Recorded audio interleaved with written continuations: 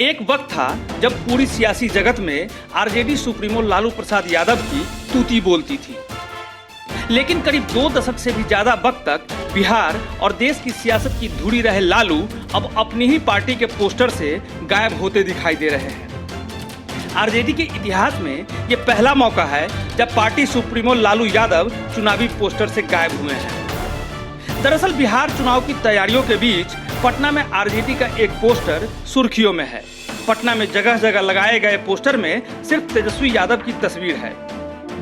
Poster चाहे RJD दफ्तर में लगे हों या फिर राबड़ी देवी के आवास के सामने, सभी में तेजस्वी ही बड़े चेहरे के रूप में दिखाई दे रहे हैं। सियासी जानकारों की माने तो ऐसे पोस्टर बिहार के चुनावी बिसात में लालू यादव की नई चाल हो सकती है। सियासी पंडितों के मुताबिक तेजस्वी ऐसा कर अपने घरेलू विरोध को खत्म करने की कोशिश कर रहे हैं।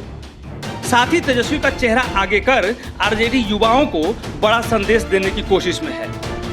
आरजेडी की ओर से तेजस्वी की तस्वीर वाले जो पोस्टर लगाए गए हैं, उसमें लिखा गया है कि नई सोच नया बिहार, युवा सरकार अब की बार।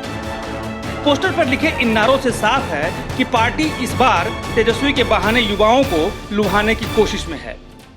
एक चर्चा ये भी है कि पोस्टर में सिर्फ तेजस्वी को दिखाने की रणनीति खुद उनके पिता लालू यादव ने ही बनाई है।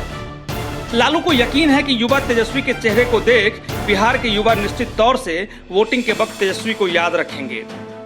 उधर इन पोस्टर के बहाने विरोधियों को आरजेडी पर हमला बोलने का मौका मिल गया है। इसे आरजेडी का चाल, चरित्र और चेहरा करार देते हुए जेडीयू ने कहा, जिस तरह यूपी में अखिलेश यादव ने मुलायम सिंह यादव को डंपिंग यार्ड में डाल दिया, उसी तरह से तेजस्वी भी लालू को डंपिंग यार्ड में डाल चुके हैं।